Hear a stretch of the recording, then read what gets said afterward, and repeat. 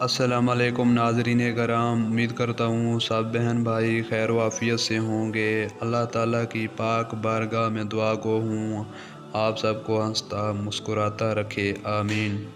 کہتے ہیں کہ ایک دفعہ کہیں ایک خوشحال شخص رہتا تھا۔ اس کا ایک اکلوتا بیٹا تھا۔ ماں کے بے جا لاڈ پیار میں بگڑا ہوا بیٹا آہستہ آہستہ بڑا ہونے لگا، یہاں تک کہ جوان ہو گیا، لیکن نہ کوئی ہنر اور نہ کسی کام کا تجربہ۔ اسے ایک ہی کام آتا تھا اور وہ تھا باپ سے چھپا کر ماں کے دیے ہوئے پیسوں سے کھیل کود اور مستیاں کرنا اور سڑکوں چوراہوں پر وقت گزارنا۔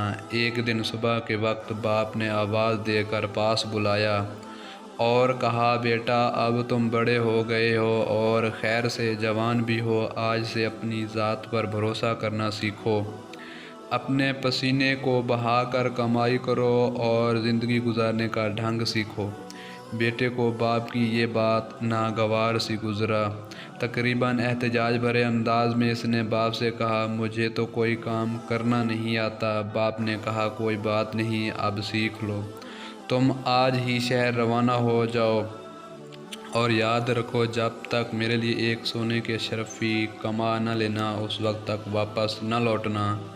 بیٹا گھر سے جانے کے لیے دروازے کی طرف بڑھ ہی رہا تھا کہ اس کی ماں، جو یہ سب کچھ چھپ کر سن رہی تھی، بیٹے کے سامنے آ گئی، مٹھی میں چھپائی ہوئی اشرفی کو دیتے ہوئے بولی کہ شہر چلے جاؤ، رات گئے لوٹ کر یہ اشرفی باپ کو لا کر دے دینا اور کہنا کہ میں شہر سے کما کر لایا ہوں۔ اور نوجوان خوشی خوشی گھر سے روانہ ہو گیا۔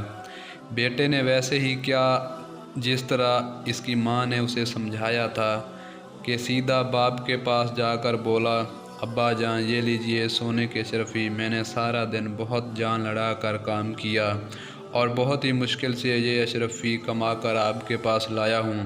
باپ نے اشرفی کو کافی غور سے دیکھا، پھر آتش دان میں جلتی آگ میں پھینکتے ہوئے کہا، برخوردار یہ اشرفی تمہاری محنت کی کمائی نہیں ہے، تم کل سے دوبارہ کام پر جاؤ اور دیکھ لینا جب تک ایک اشرفی کما نہ لینا واپس نہ آنا۔ دوسرے دن شہر جانے کے لیے گھر سے باہر نکلتے ہوئے دروازے کے اوٹ میں ماں کو منتظر پایا۔ ماں نے اس کی مٹھی میں ایک اور اشرفی رکھتے ہوئے کہا، اس بار جلدی واپس نہ آنا، شہر میں 2-3 دن رکے رہنا اور پھر لوٹ کر باپ کو یہ اشرفی لا دینا۔ بیٹے نے شہر جا کر ماں کے کہے پر عمل کیا۔